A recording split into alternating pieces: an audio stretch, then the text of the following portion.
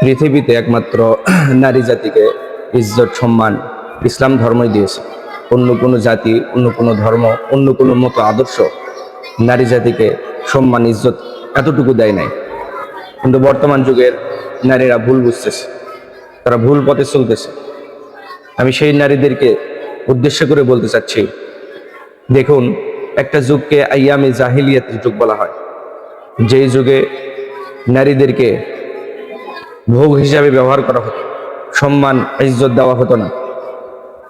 সেই সময় নারীদের এত নিম্ন পর্যায়ে নিয়ে যাওয়া হয়েছিল যে নারী কোনো কন্যা সন্তান যদি জন্মগ্রহণ করত, তাদেরকে অপমানের কারণে পিতামাতা মানুষদেরকে মুখ দেখাইতে পারতো না।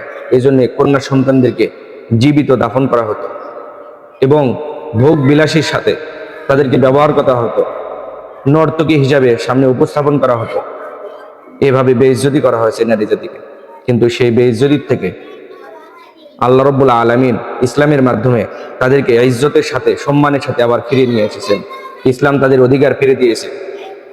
তাদেরকে কোনো সম্পদ দেওয়া হতো না পিতামাতার, তাদেরকে জীবিতই যেহেতু দাফন করা হতো, তাদের সম্পদের কোনো প্রশ্নই আসে না।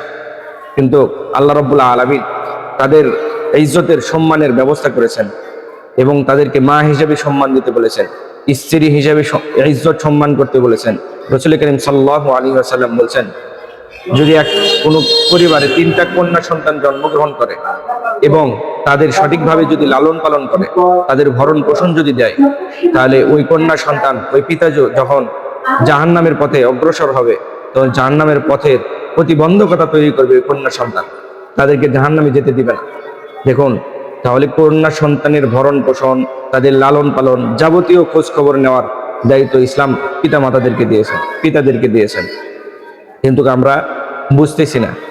দেখুন, ইসলাম ছাড়া অন্য কোনো জাতি বা যারা সমান অধিকারের কথা বলে, নারীর স্বাধীনতার কথা বলে, তারা নারীদেরকে কিভাবে ব্যবহার করতেছে, নর্তকী হিসাবে ব্যবহার করতেছে। নর্তকী কখনো সমাজের উচ্চ সম্মান, উচ্চ মান মর্যাদা পায় না। আর ইসলাম নারীদেরকে নর্তকী হিসাবে ব্যবহার করার অনুমতি দেয় নাই। এই জন্য ইসলাম ছাড়া অন্য কোনো মত আদর্শ আমাদের গ্রহণ করা ঠিক হবে না। একমাত্র নারী জাতিকে ইসলামই সম্মান দিয়েছে, ইজ্জত দিয়েছে, তাদের অধিকার দিয়েছে। অন্য কোনো জাতি সম্প্রদায় নারীদেরকে অধিকার, ইজ্জত, সম্মান দেয় না।